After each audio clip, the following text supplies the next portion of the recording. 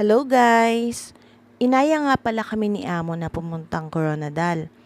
Para po sa di nakakaalam, ang Coronadal po ay city na pinakamalapit sa bayan namin. Mga 30 minutes ang biyahe. Kailangan mo talaga sumakay ng bus or van kung wala naman sariling service. Pwede din naman motor. Kung gusto mo naman pumuntang Jensan, 2 beses kang sasakay ng bus. Habang nasa biyahe nga kami, ang sarap magmuni-muni habang nakatingin ka sa may bintana. Kayo din ba ginagawa nyo yan?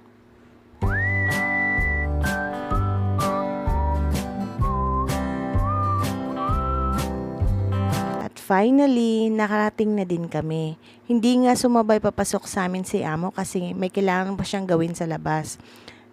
Nababagot na nga itong 2 alaga ko sa kakahintay sa kanya. Hindi rin naman siya masyadong nagtagal at maya-maya pumasok na din siya. Paakyat na din kami dahil nasa 3rd floor yung pupuntahan namin. Pero syempre, hindi kami dadaan sa escalator. Dadaan kami sa elevator. May masamang experience kasi ako kasama yung panganay na alaga ko dyan nung maliit pa siya. Kaya pagkasama ko sila, natatakot talaga akong dumaan sa escalator. Kaya ayun, pagkasama ko sila, hindi ako sumasakay ng escalator. Sa elevator talaga kami dumadaan. Kung wala namang elevator, naghahagdanan kami. Feeling ko kasi mas safe yun. At ayun na nga pala, andito na nga pala kami sa 3rd floor. Habang papasok kami, nakikita namin yung mga showing na palabas. Ang sarap sanang manood, kaya lang gagabihin na kami. Mahirap pa naman sumakay dahil malayo kami.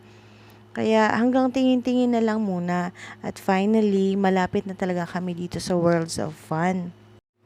Habang papalapit na nga ako dito sa Worlds of Fun, naalala ko, ang tagal na pala ang huling punta namin dito. Dati-rati kinakarga ko pa sila, ngayon parang ako na yata yung kakargahin nila. At syempre, para mag-enjoy dito, kailangan muna natin magpapalit ng tokens.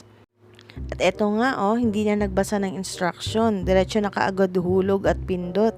Ganun naman talaga pag masyado tayong na-excite sa buhay. Hindi na tayo nagbabasa, diretso na kaagad. At eto pa, isa, hindi pa siya nakontento. At yun, hindi pa rin pinalad. Pero okay lang yan, ganun naman talaga.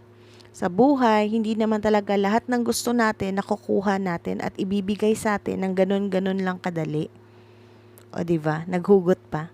At eto nga ang isa, enjoy na enjoy sa nilalaro niya. Naglaro din ako dyan pero syempre hindi ko na binidyo yung sarili ko at natalo na nga siya. Kaya humingi ulit siya ng token kay Amo at binigyan naman siya. Nakatatlong palit nga ako ng token dyan dahil enjoy na enjoy talaga kami. O diba, sabi ko sa inyo, talagang nag-enjoy kami. Nung kapanahunan namin, hindi pa nauso yung mga mobile games. Ang arcade ang isa sa mga nilalaro at mga tinatambayan ng mga kabataan noon.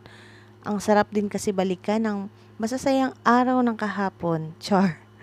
At yun nga, sabi ko sa mga alaga ko na wag silang magmadali. I-enjoy nila yung pagiging bata nila dahil napakasarap maging bata. Minsan lang sila magiging bata. At ayun na nga, naubos na yung token namin at kailangan na naming umuwi. Medyo malungkot pa nga yan dahil nabitin. Yun lang, salamat, like and share.